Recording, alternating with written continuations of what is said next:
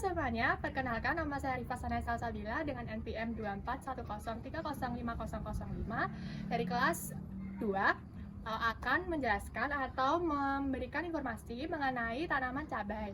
Nah, tanaman bisa dilihat ya teman-teman, di sini tanaman cabai saya ada banyak dan ini contoh cabai yang sudah tumbuh.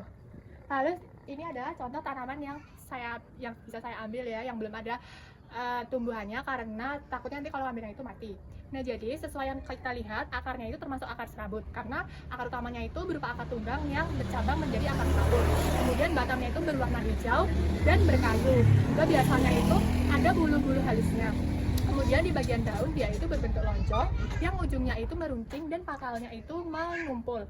Lalu biasanya itu ada bunganya, tapi ini bunganya nggak ada ya teman-teman. Bunganya itu biasanya warnanya putih dan kelopaknya ada 5-6. Lalu untuk buahnya sendiri, ini bisa teman-teman lihat ya. Nanti untuk lebih lanjutnya saya beritahu di video berikutnya. Lalu berikutnya ini adalah penampakan buah cabainya, dan ini tuh lebih jelasnya. Daunnya itu permukaannya halus dan juga berwarna hijau. Kemudian untuk buahnya sendiri dia itu bisa berbentuk lonjong, keriting, atau bisa lebih besar dari ini.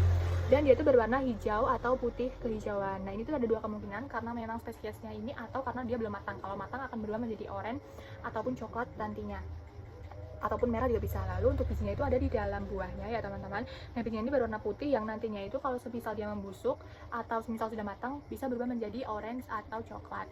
Nah, untuk tanaman ini sendiri termasuk ke dalam Pinum plantae, kemudian termasuk ke divisi Spermatophyta, lalu masuk ke subdivisinya itu berupa Agnus spermae, lalu dia itu termasuk ke kelas Dicotyledon.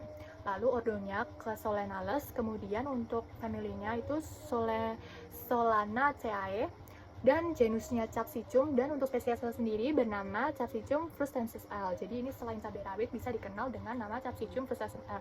Kalau beda jenis cabai akan berbeda lagi nama spesiesnya. Untuk manfaatnya sendiri, ini tuh memiliki banyak manfaat, terutama kandungan vitamin dan juga antioksidannya itu bisa membantu dalam menyehatkan jantung, meningkatkan imun, lalu mengurangi flu dan nyeri, lalu bisa juga untuk menyehatkan jantung.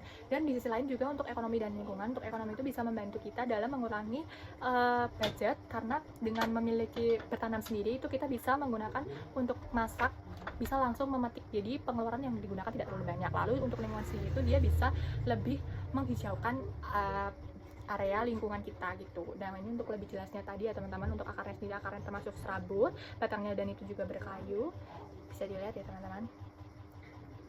Baik, sekiranya cukup itu dari saya. Apabila ada kesalahan mohon dimaafkan. Semoga informasi yang saya berikan bermanfaat bagi teman-teman semua. Wassalamualaikum warahmatullahi wabarakatuh.